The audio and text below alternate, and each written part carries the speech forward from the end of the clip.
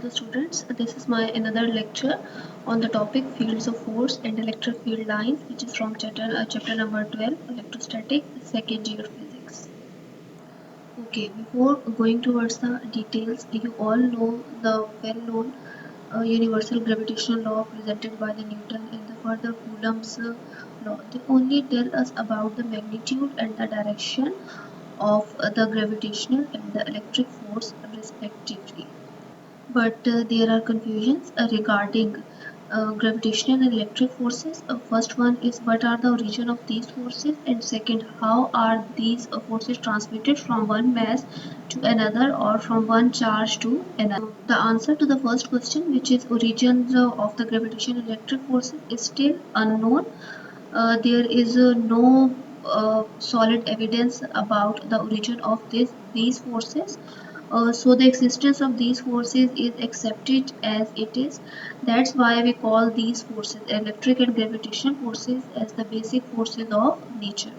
Another question about the transmission of these forces from one body to another body, like the gravitational force, and from one charge to another charge in case of the electric force.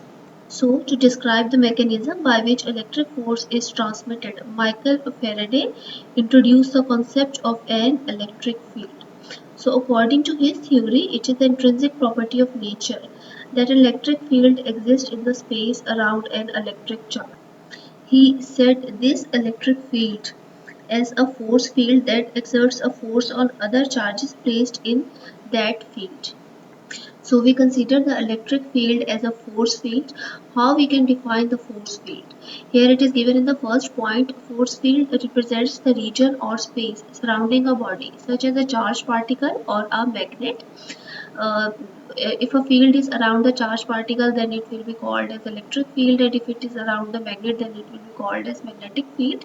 So within that field, it can exert a force on another similar body, but not in contact with it. It should be noted in mind that the two bodies, whether the two charges or whether the two masses, they must not be in contact with each other.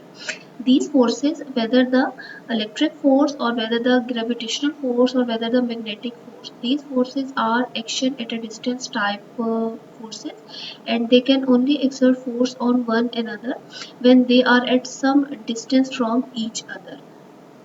I can give an example of this, like gravitational force. When you are standing on the surface, you cannot feel the presence of this gravitational force. But when you are at some height from the surface of the earth, then you can feel the gravitational pull or gravitational force of the earth, which is attracting you towards itself by applying the force of attraction.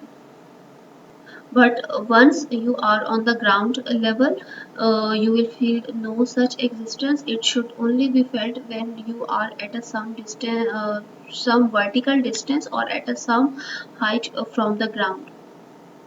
So in the second point, the electric field, I called it as a force field that exerts a force on other charged particles in that electric field. So how these two charges interact with each other. This is given in third point. The interaction between the two charges is accomplished in two steps. The first step, a charge Q, which is the point charge, or also we can say it is a source charge. It produces an electric field around it.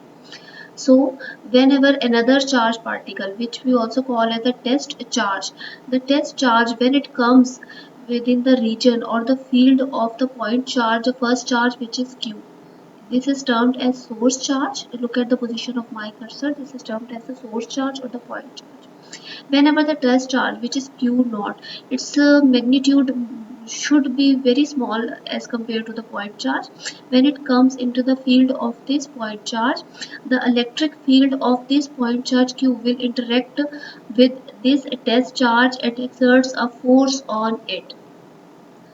This electric force can only be felt when this test charge is within the electric field of this point charge. Outside that field, it will not experience such electric force.